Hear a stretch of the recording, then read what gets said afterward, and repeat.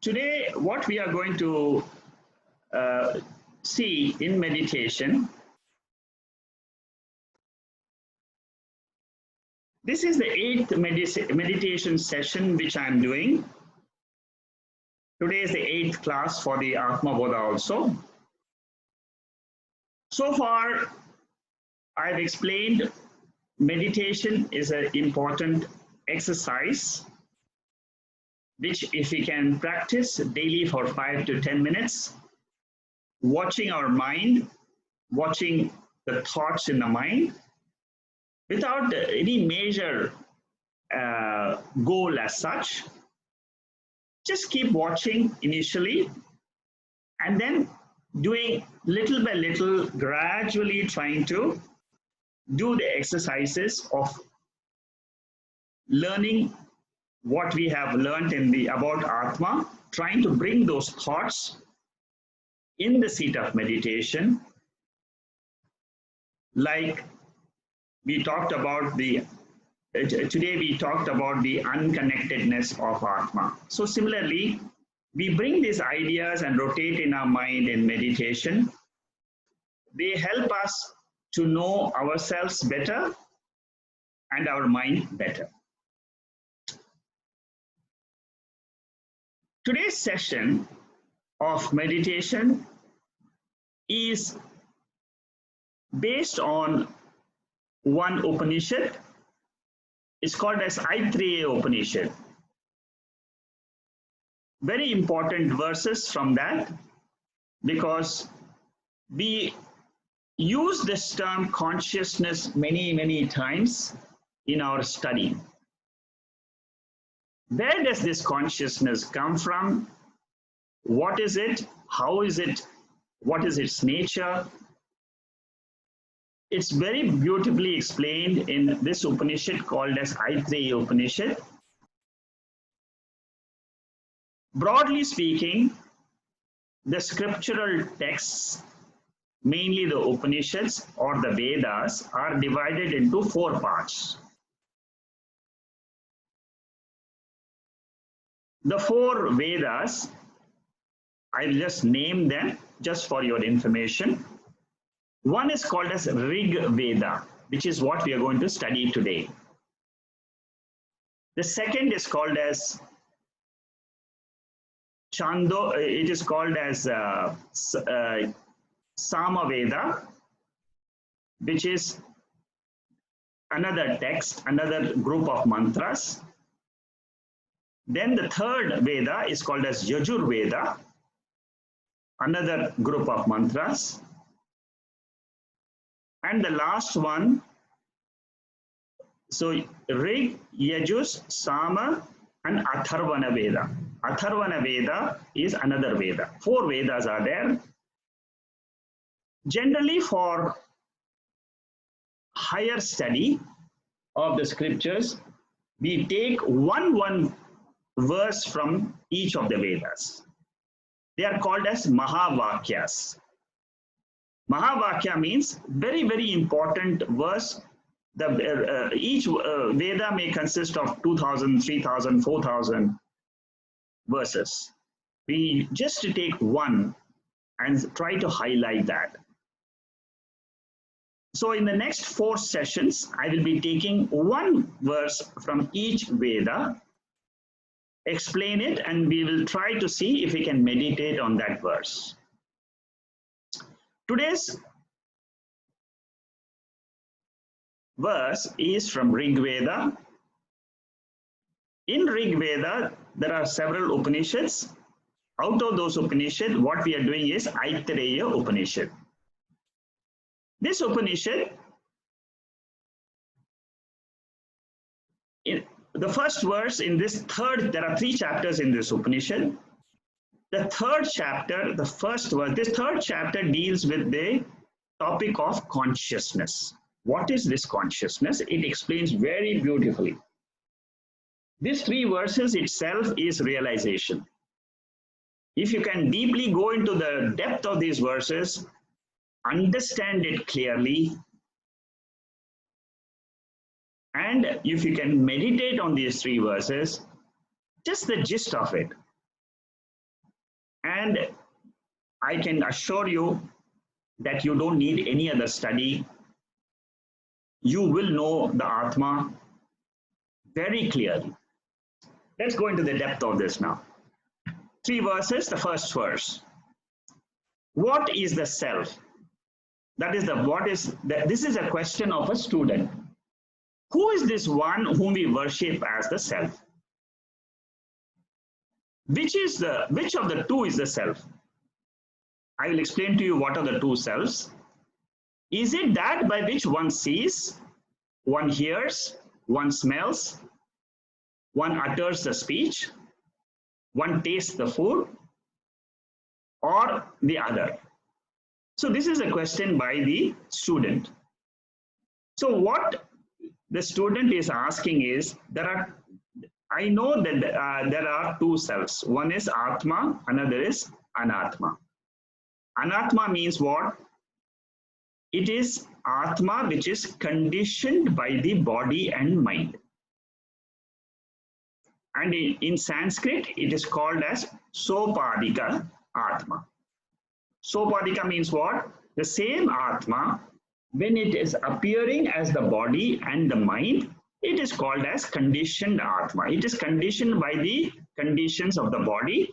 It is conditioned by the conditions of the mind. Hence, it is called as manifestation of Atma in the equipment, which is called as the body-mind equipment.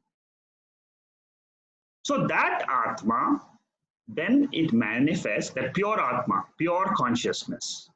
When it manifests, when it is appearing as the waker, it is called as the individual self. That means Atma. What is the other side? The other is the unconditioned Atma. Unconditioned Atma is what? Nirupadika Atma. That means Atma without the Upadi. Upadi means what? The body and mind. Upadi in English means medium. The medium, without the medium of the body and mind, the same Atma is called as the pure I, which is called as the Nirguna Atma. For example, if you use the example of a fan or a light, the light has got the electricity principle and then the bulb is glowing. The same electricity, if it's used in a TV, it is come as a movie pictures. The same electricity when it is in an iron box, it is the heat. The same electricity when it is used in air conditioner, it becomes cool. The same electricity when it rotates a fan, it is the motion. So electricity is one, but the manifestations are many. Consciousness is one, its manifestations in the body and the mind are many. The whole universe is full of things and beings. The entire things and beings is a manifestation of this one consciousness, like this one electricity principle. And this consciousness is a dynamic factor which is behind the eyes, behind the ears. Therefore, it is that by which the eyes become eyes, the ears become ears, the tongue becomes the tongue. That means the tongue is able to taste, the ears are able to hear, the eyes are able to see. So it is this unconditioned consciousness which is called as pure Atma or pure consciousness, awareness. So what is the self? Is it the self is the eyes and the ears, or is it the pure consciousness, the power behind the eyes and the ears? That is the question of the student. Then what happens? Now the teacher replies. So we are going to do 2 more verses, the second verse and the third verse. These are fantastic verses for meditation. You can use all the 3 verses. Think about it in the seat. 100% you will get to know what is consciousness. So the second verse, it says, that all thoughts, okay, the second verse deals with the inner self.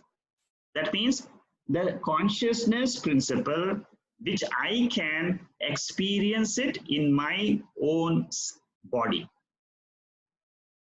That is verse number 2. Verse number 3 deals with the consciousness existence principle outside the body in the universe.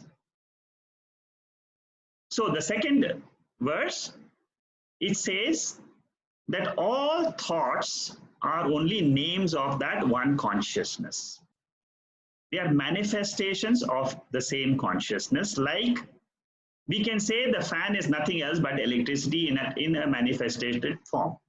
Similarly, our thoughts are also nothing but consciousness manifested in a certain form. What are the thoughts? Will, intelligence, insight, impulse, memory. All of us, we have these thoughts. We know that we have a good willpower, or we will say, I don't have great willpower.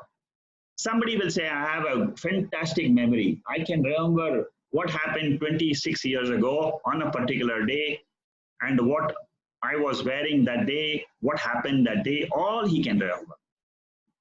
Another person may say, well, I don't remember yesterday what happened. So it is again a faculty of the mind. It has got nothing to do with Atma. These are all the faculties of the mind. Desire is also a faculty of the mind. So thoughts and consciousness. How do I differentiate the two? This is one of the most important or the most difficult things which all of us we face in meditation. Almost everybody whom I have taught meditation has come back to me and said, no, I accept all this, but I cannot do this. I just cannot understand what is the thought and who am I. So the contemplation on these three verses will help us clear this obstacle. Exactly like what is ornaments like ring, chain, and bangle, they are nothing else but one gold. Pots, jars, vases, they are all but one clay. Waves, foam, lather, they are all one water. Similarly, thoughts, different thoughts. The thoughts also have a form. They are invisible, but they have a form according to the scriptures. So what they say is all thought forms are nothing else but the same consciousness in a different form. Objects of the inner world are witnessed by consciousness. This is a very, very important fact of life. The fact of universe is this one sentence which I have said. Objects of the inner world are witnessed by consciousness. If I am able to witness the thoughts in my mind by staying as pure consciousness, I can say that I am that Atma, which is the witness of this consciousness. That is why in the last sentence, here it says, all these indeed are names of consciousness, prajnanam. Prajnanam, this word consciousness comes in this Aitareya Upanishad and is described as a witness of thoughts. Not only it's a witness, we can also say that consciousness appears or manifests like these thoughts. The third verse talks about consciousness with reference to the whole universe. And this is where the Mahavakyam, the sentence called as Prajnanam Brahma, the last portion which you can see here, this is called as a very important sentence in the scriptures.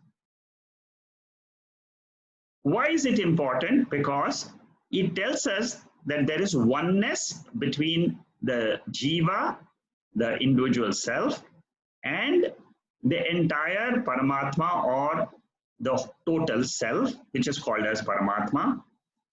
There is oneness between the two. And this Prajnanam Brahma, that means this consciousness is Brahman, is the one which witnesses the entire universe. What does the universe consist of? Creatures, which are oviparous, which move and which fly, which viviparous, that means they fly in the sky. Then there are, when you say creatures, which it will include everything. It will include human beings, it will include, here we talk about how living beings are born, one from eggs, the second womb born like us, third is sweat born, like you find certain insects which are born when there's a rain outside, you can see moisture born from the moisture. Then there are earthborn, these are the only 4 types of living beings according to the scriptures: egg born, womb born, sweat born, earth born. These are all creatures. And then there is other objects. Objects are sthavaram, immovable objects, and there is a huge, infinite number of objects in the world. All these have got what? All these are guided by consciousness and are supported by consciousness. This is a very important statement. If we understand this fact, that there is one consciousness principle, which is a witness, which is not only a witness, it is also a support of this entire universe, which is inert by nature, but gets the life principle, energy principle in the living beings, is because of consciousness. The universe has consciousness as its guide, as the eye. It is the basis, it is the support, it's a substratum for the entire universe. If we understand this, what happens is the world, we can easily say, we can derive a corollary, and we can say that the world of objects has no existence without this substratum called as consciousness. Just as the waker is a substratum for the dreamer, this consciousness is the substratum for the entire waking world and the waker. Another principle which we'll derive is this consciousness in me, which was mentioned in the previous verse, verse number 2. The same consciousness is the consciousness which is everywhere, illumining all the objects. Therefore, my consciousness and the consciousness in everybody is the same one principle. So as consciousness, we can all say that we are all one. Consciousness which illumines my inner world, your inner world, my thoughts, your thoughts, and which illumines the entire world of things and beings, comes under our purview of subjective awareness. The awareness in me is because of the consciousness in my mind. Through my mind, I get this consciousness into the world through the 5 sense organs. And then I see the world. The Ganges water in different colored bottles, they look different. But water is the same. It's a pure water. Similarly, consciousness is one, but it differs according to the mind intellect equipment. Somebody will say I'm dull, somebody will say I'm very bright, somebody will say I'm educated, I'm ignorant. All this is all the quality of the mind. It has got nothing to do with Atma, nothing to do with the consciousness. The consciousness is ever the pure, it is serene, it is divine, infinite, not affected by time, eternal, perfect, no impurity in it, formless, and it is available in my own inner heart. That means in my own intellect, it is there.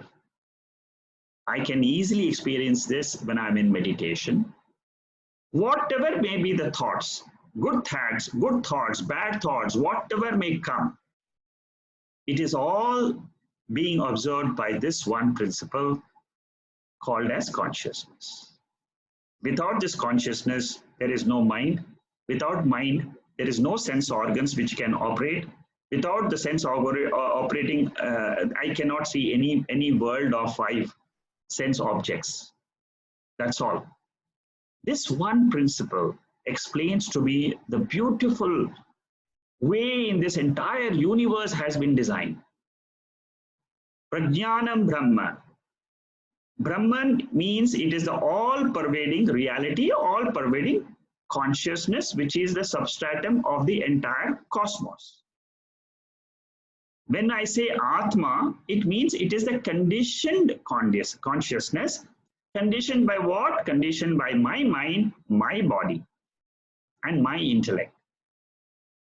It grasps the objects which is before me, and it enjoys the objects which is before me. The ultimate principle in us which enjoys everything is this consciousness. Consciousness is a life spark in the human entity, and it is the same when it and it is the same in the entire universe. When it is in the entire universe, it is called as Brahman.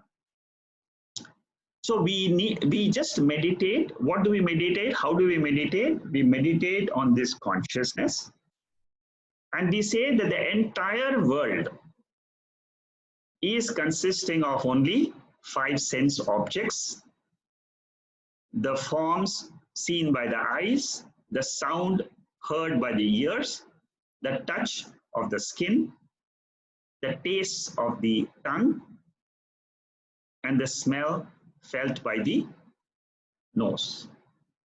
All these five sense organs and the five sense objects, they are controlled by one principle called as consciousness. They manifest in the waking state. They are resolved in the sleep state of the mind. Again in the morning, they come up, again they go back. Again in the morning, they go and come back. This manifestation and manifestation is called as Prakriti, nature. And who am I? I am the Purusha. I am that consciousness principle. And that consciousness principle is not affected by time. It is not affected by any object in creation. It is not affected by any thought I entertain. Remains ever pure. It illumines my intellect throughout the day, and I claim that consciousness as my higher nature. Then we say Shanti, Shanti, Shanti. This is a meditation on Mahavakya, Prajnanam, Brahman. Let's try to meditate for 5-10 minutes of what we have heard.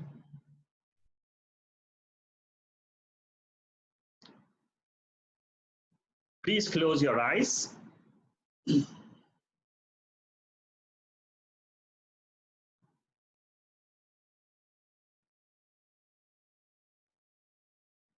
Place the feet firmly on the ground if you are sitting in a chair.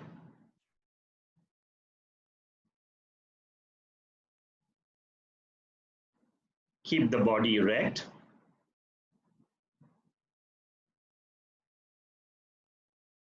This posture helps me to control my sense organs.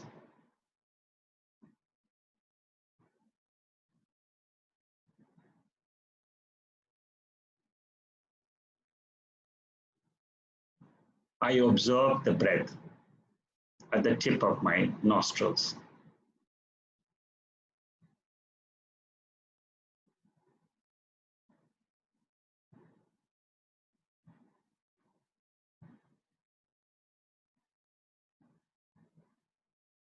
This breathing is a natural process.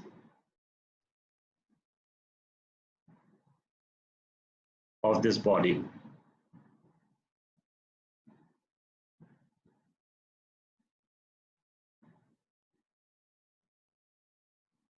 It keeps the physiological functions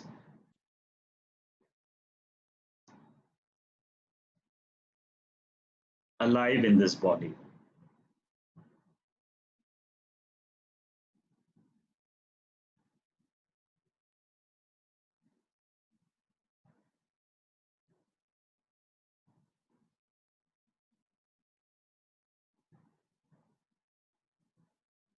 There are two things in this body.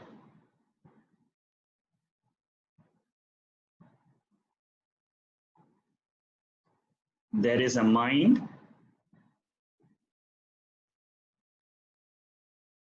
which has three states.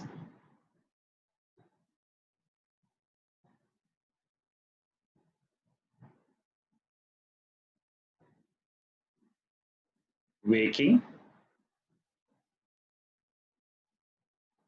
dream, and sleep.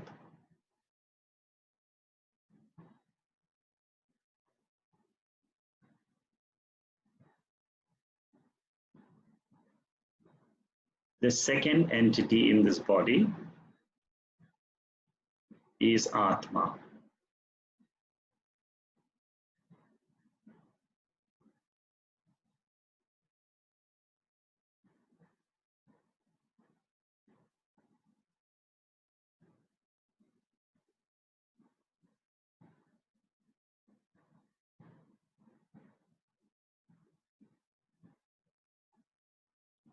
I am Atma.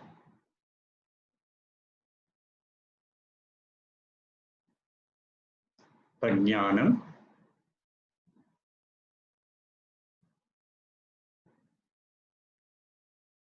In English, it means consciousness.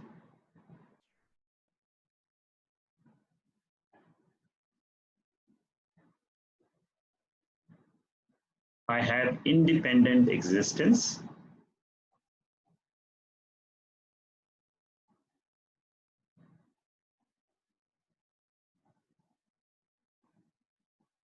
And I can exist without identifying, with the body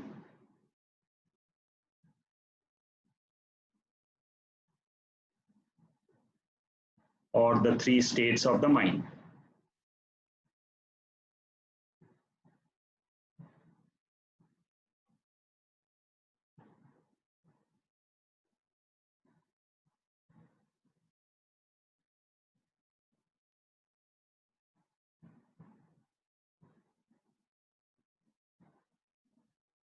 This consciousness is not limited to the body.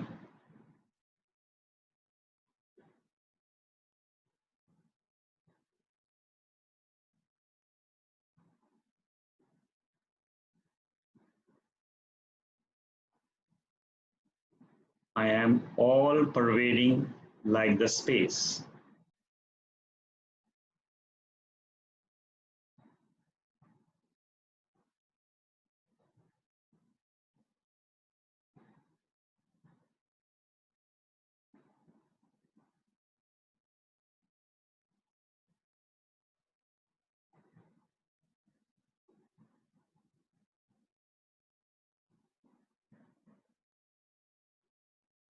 When I become aware of the thoughts,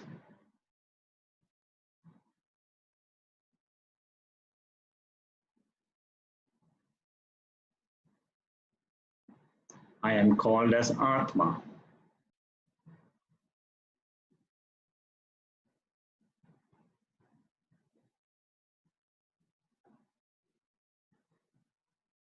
Sakshi, witness.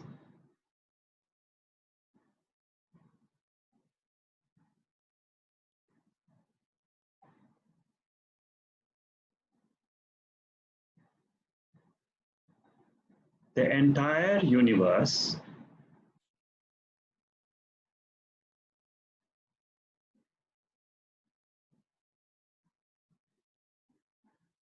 is seen by the same Atma.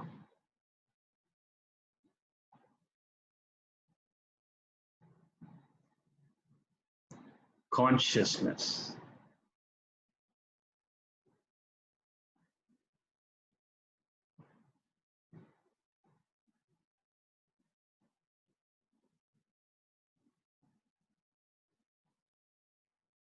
It gets a new name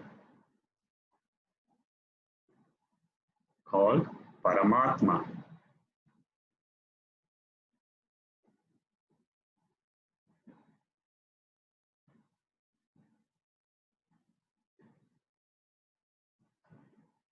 The mind is a medium.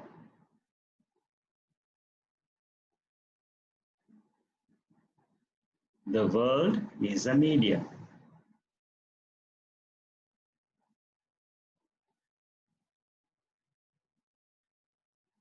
To manifest this consciousness.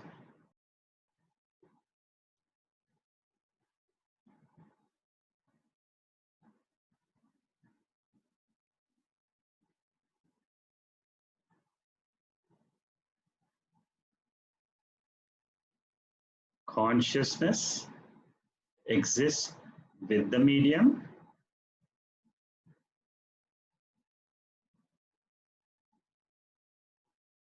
as the Atma, as the Jivatma, and Paramatma.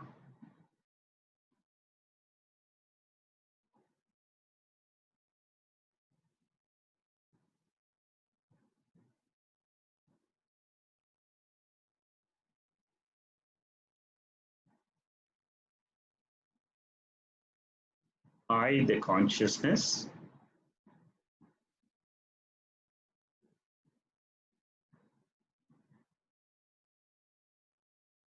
can independently exist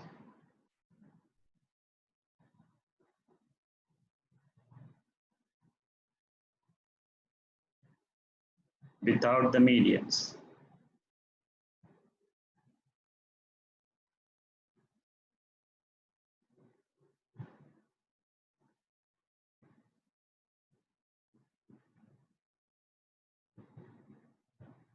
I am given a new name,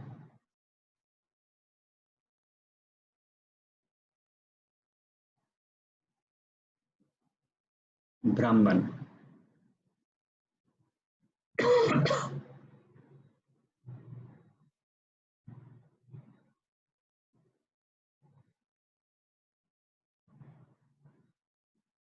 It is a new name for the same consciousness.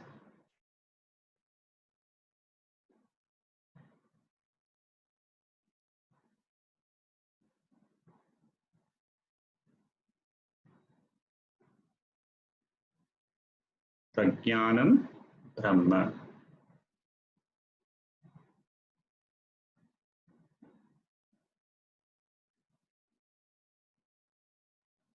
I own this consciousness and claim it as my real nature.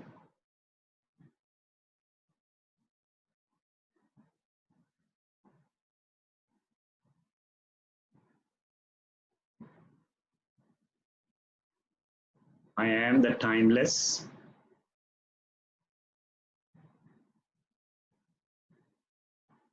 principle.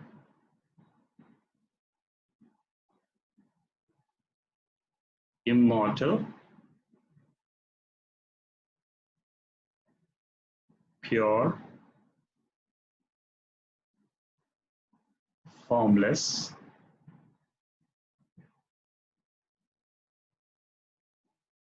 changeless,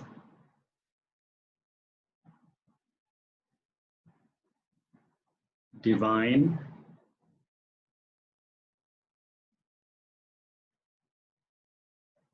consciousness.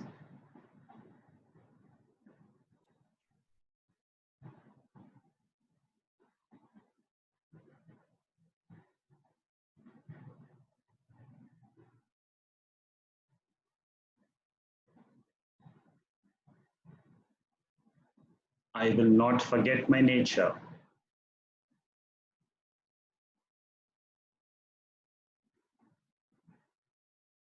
During my transactions in life.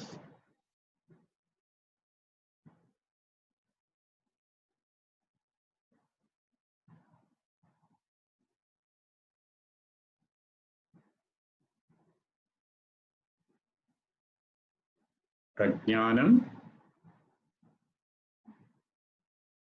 Brahma,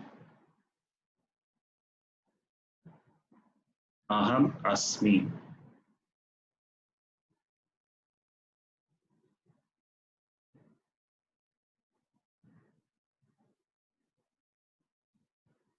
Asato Ma Sádgamaya, Tamaso Ma Jyotirgamaya, Mrityorma Amritangamaya. Om Shanti, Shanti, Shanti. Hari Om, Shri Gurubhyo Namaha. Hari Om.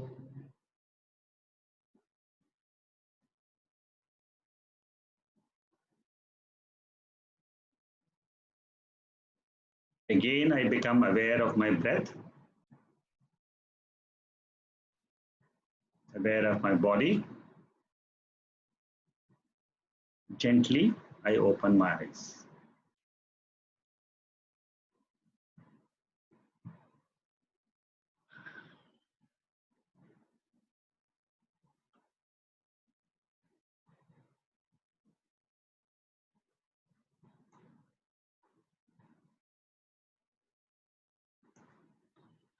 If you have any questions, you can let me know.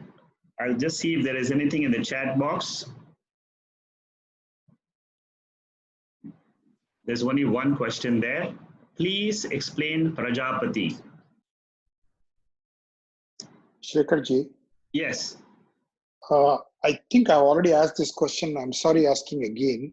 yes. How to differentiate between Jivatma and Paramatma? That question keeps coming back in my mind. Yeah.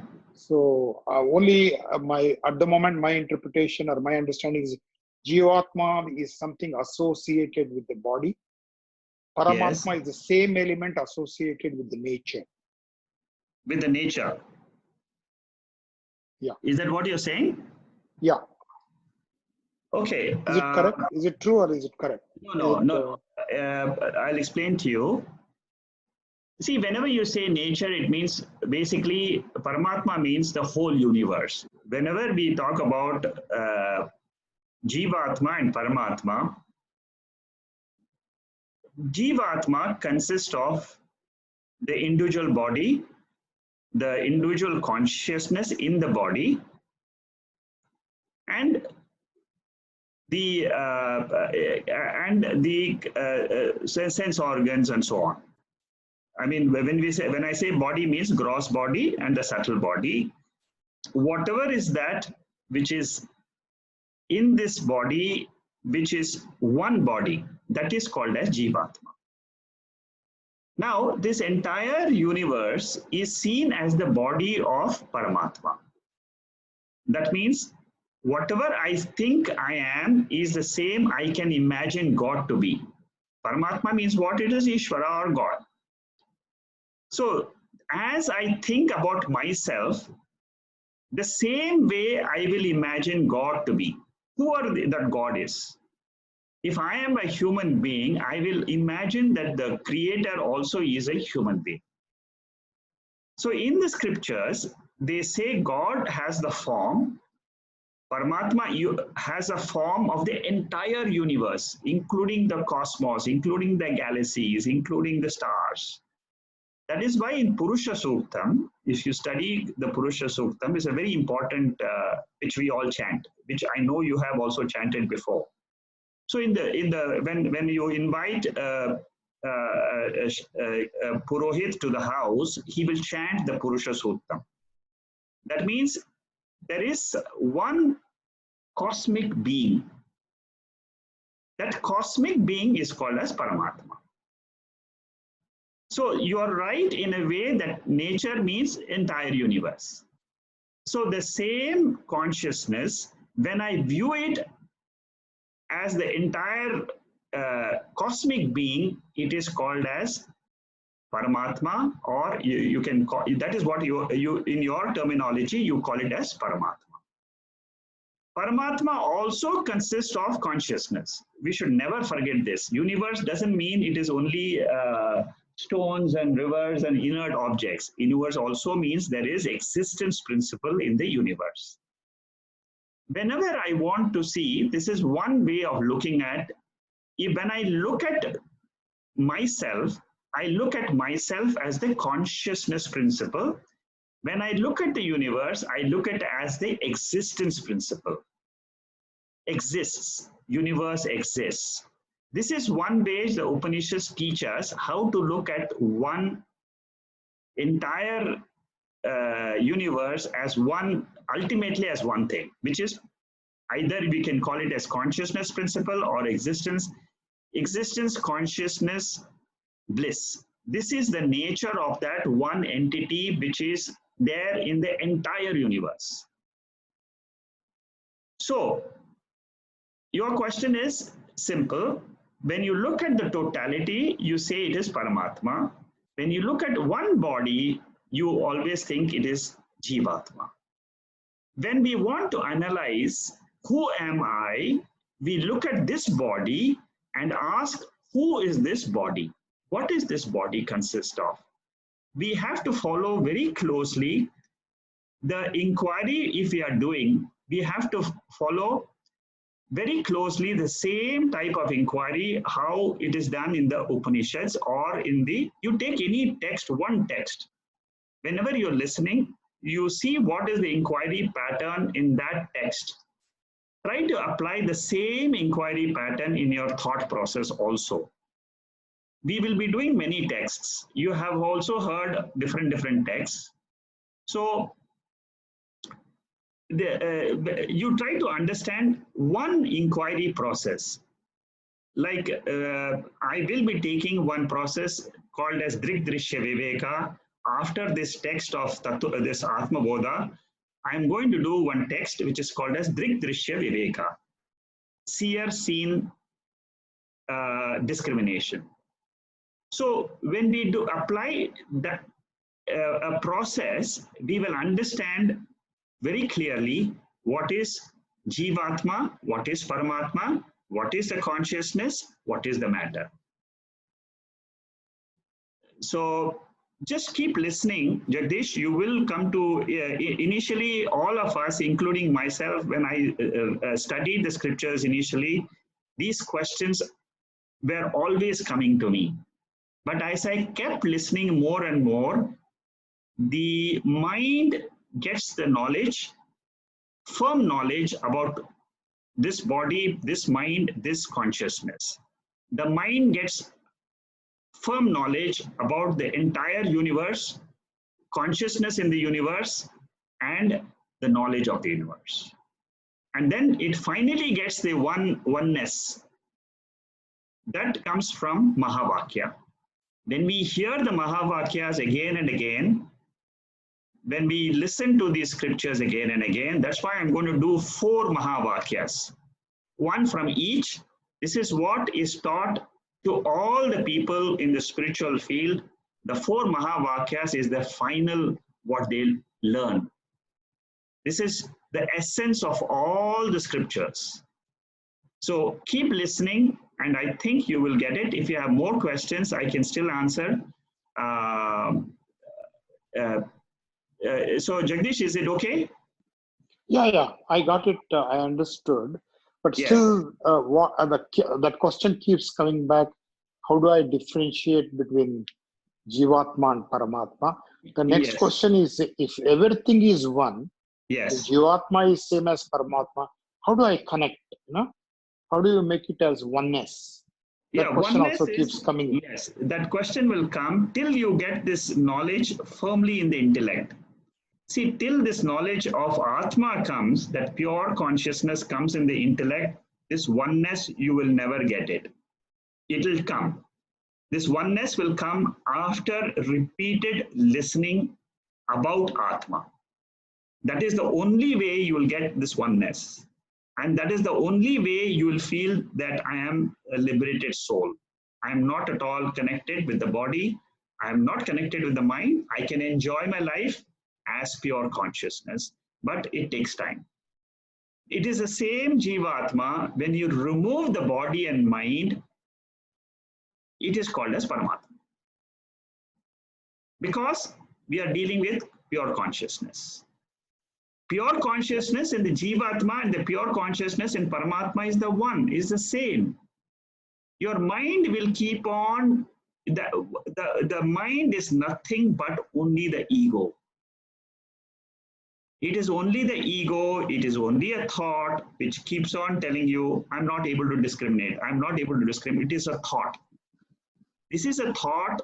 You have to tell, I am watching the mind. Who is watching the mind? It is me, the consciousness.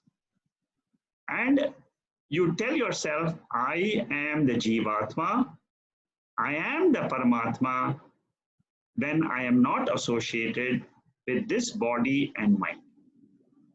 I am the Paramatma. You have to tell deliberately in your meditative, contemplative situation. Suppose you chant Gayatri Japam, say maybe 10 times, 20 times. After the end of Gayatri Japam, you sit down. Close your eyes. This is what Atulji also teaches us. Close your eyes, let the thoughts run. And what will most probably happen is the same Japam will continue. That Japam, when it continues, is nothing but is a subconscious mind. And the thought which comes into our mind, that is what is, these thoughts are called as ego. And in Saddarshanam, in another text, beautifully, Ramana Maharishi, I'll be taking the text for the Wednesday group, he tells us very clearly that this ego in us is the thought, is the mind, is the jiva. In that he calls it even the jiva, but right now let's call it the mind. So it is the mind which is playing the tricks. And you have to say, I am the consciousness which is watching the mind.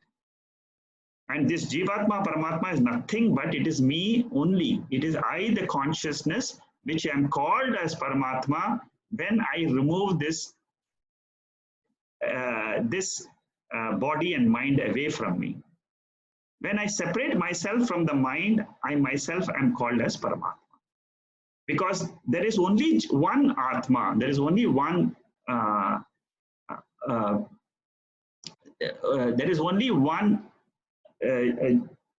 Atma which is there. That is why you will find that I am the same as I am the same Jivatma, and the Paramatma is the same. It's the same one consciousness principle. This is what was said in the Prajnanam Brahma, 3 verses. Try to read those verses. I'm going to circulate the notes of the 3 pages which I just showed you. Keep contemplating on this. It's a very difficult exercise. Jagdish, what you're facing is a very, very, it's a problem for all of us. It's not only for you, but this is the way to go deeper and deeper into our own minds. Vedas teach us how to go deeper and deeper into the mind. That is the only scripture. The scriptures, Indian scriptures, are the only scriptures which teach us. And the more we learn these tactics, in other texts also, we'll be learning more and more about the mind. And as we learn, the knowledge becomes clearer. And one day you'll say that whatever you're saying is 100% true. Because it is, I'm not talking anything except the scriptures. And the scriptures are there for thousands of years. 2000 years ago, Shankaracharya has written this. And we are all studying this. Let me explain what others are saying. Ramesh is asking question, Prajapati. Prajapati is nothing else but Ishvara, which is the same Lord who is the controller of the entire universe. He is called as Prajapati. This question was asked to me by another gentleman from Brazil in the morning. I was talking to him because he is also undergoing the same talks. He listens to the talks from Brazil. He's a Portuguese man, a 24-year-old boy. He was asking me about Prajapati in the morning. He's a Portuguese guy. He is learning Vedanta and he is listening to the same talks and he was asking me this question. Prajapati is nothing else but the ruler of this entire universe. Prajaha Patihi. That means the entire universe is controlled by Devatas. You see, Devatas means the powers of gravitation, the powers of different powers which we have, thinking power, the acting power, the talking power. All these are all powers. The one who controls all these powers is called as Prajapati. Next question is from Uma, where it says, consciousness, Brahma Vidyanam, universe, Paramatma Pradyanam, human is Atma. Uma, are you around? Can you please ask me what exactly you want? Hi, Shekharji. I'm just wondering on the.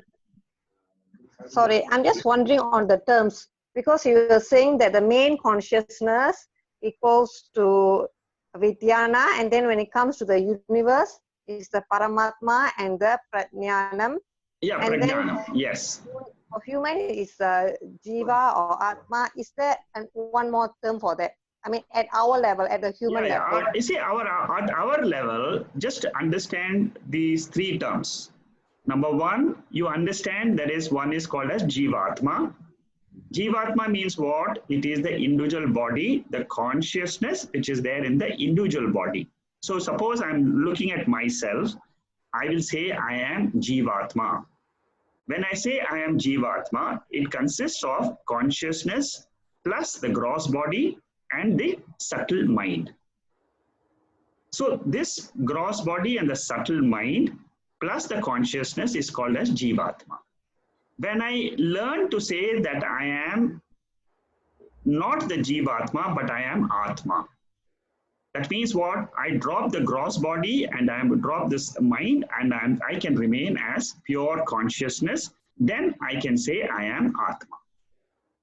So this is one part. This is how we learn the scriptures. Then we and this Atma, another name for Atma is Prajnanam. Okay, Prajnanam means consciousness. Atma means consciousness. Then, when I look at the whole universe, the name for the universe is given as the same name is given as Brahman. That means consciousness plus the gross world plus the gross mind. There is a mind which is called as total mind. The total mind means it is called, there is a mind. As of now, you just understand simply that the universe, a cosmic person also has a mind. So when I refer to him, he is called as Paramatma. And when I drop the gross body and the gross mind out of him, then he is called as Brahman. Okay. Like how I dropped myself from the Jivatma, I dropped the gross body, I mean, my individual body and the mind, I'm called as Atma. Similarly, when I drop the cosmic person, the cosmic Lord, which is called as Vishnu, Shiva, whatever name, Devi, all this is all names of the entire cosmic person. Now, I try to drop the cosmic, that means from that, I drop the gross world. I drop the mind of that cosmic person. Then what is that? It is called as Brahman. The same consciousness which is there in me, and it is the same consciousness which is there, which is seeing the whole universe. I am seeing only this body and this mind. It is the same consciousness which is seeing the whole universe and the whole whole mind, the total mind of all the people. Exactly like the space, we cannot differentiate the space in a room and the space outside. It is conditioned by the four walls of the room. The condition of the consciousness is conditioned by the body, the gross body and the mind. If you drop this, what happens? This consciousness merges with the Paramatma. Actually speaking, there is only one consciousness. When you talk about one, that is why we say prajnanam, which refers to the individual body, is Brahman, which is the total cosmic consciousness. Exactly like the space in the room and the space outside is the same. Similarly, consciousness in me and consciousness in the whole universe is the same. So when I drop the body, what happens? I merge with that consciousness. If my mind knows now while living that I am consciousness. This is what makes the difference. If I remain ignorant and if I continue to think I am the body, I am the mind, till 75 years old, I keep on worrying, keep on having anxieties. I try to distance from that mind and say, I am that consciousness. This mind is coming and going. 10 years ago, it was worried about my children. Now it's worried about my own body. Again, it'll be worried about somebody else. So it's a mind. So while in this body, if I learn to say, I am that consciousness principle, when you drop the body, you merge with that one principle called as consciousness. And that is, you don't have any more rebirth. Rebirth, according to scriptures, will happen as long as we are ignorant about this Atma.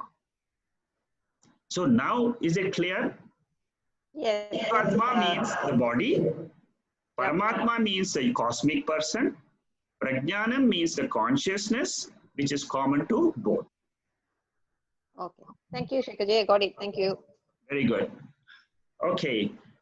The next question is mapping I used for myself. This is Ramesh asking. To understand Jivatma, Paramatma, and Atma, the example given to us is the wave and the ocean. Yes, you can use that. It's a beautiful example also. Ocean is the Paramatma and the Atma is the water. Please correct my understanding. No, I don't need to correct it. Your understanding is perfect. When I look at myself, I'm called as wave. When I look at the whole universe, it is the ocean. What is the content of the ocean? Water. What is the content of the wave? Water. What is the content of the Jivatma? Consciousness. What is the content of the cosmic person or the Paramatma? Consciousness, which is the water. So, Ramesh, your understanding is very correct. And just follow and do your meditations and say the Prajnanam Brahma. You are on the way to reality. Okay, I think that's all for, the questions here. If anybody else, do you have any other questions? Yes, Mr. Yeah, Jacqueline? My question is, we know that we are awareness, we are pure consciousness, we are existence, blissful. However, as we are in the world, the thoughts keep on coming. Yes. We should drop it, but because we are born in this world, we are taking on certain things here and there. Yes. The easiest way to drop it, I suppose you are saying that listening. However, what is the best way and a speedy way to reach that? That's what I want to ask. Yeah, the best way to reach that is to say that this is my ego, which is bothering me. The ego is seen by me, the consciousness. I am the witness of this ego. This ego is nothing another name for the mind. Ego is another name of the mind, and it keeps on coming throughout the day. Exactly. So I cannot stop this ego from coming, because if the ego is not there, there will be no body. So body will always, the gross body will always be with the ego, which is the subtle mind. Gross body, subtle mind, and the reflected consciousness, in that you can never separate. So the ego will be there. we have to face our ego. We have to face this thoughts which keep on minding. All we can say is, I will do my duty and I will move forward. I will not worry about anything else in life. Morning to evening, I'll do my duty. I have to do duty for my family, for my office. I have to do for my relatives. I have to do. Just keep doing duties. You will not be hammered by your thoughts. What will happen is, while doing duties, if there are worries, at that time you bring this this knowledge and say, I am the seer of these thoughts. Because when the thoughts come of worry, of anxiety, there will be a notion that I am thinking, and these thoughts are coming. All of us will know this. And the moment these worrying thoughts come, or anything which, suddenly I realize I'm lost, not in doing things, but either in worry or in anxiety. See, the mind has got only three modes. One is the past. Second is the present. Third is the future. That's all. These are the three modes of the mind. So you keep looking at what this ego is thinking about. If the ego is thinking about some problems, try to learn to switch to Sakshi. You can do it. It is a training for the mind. And this is what is being taught in Sad Darshanam. Is a very beautiful text, which I will be taking up.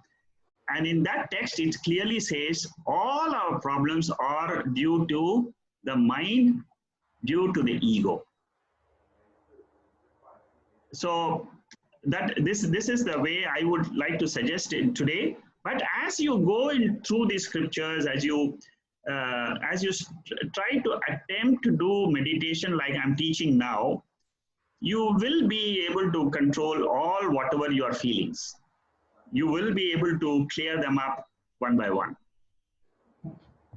Okay? Okay, thank you. Because mind will not be only having worries and also having happiness. So in fact, whether it's worries, challenges, happiness, or mediocre, in fact, those are not real. Yeah, don't try to analyze your mind too much. Okay. Okay, because that is a problem. I know we keep on thinking, no, I should have done that. I shouldn't have. And why is mind is thinking like this? Why it's not able to drop? So learn to drop the analyzing ability of the mind.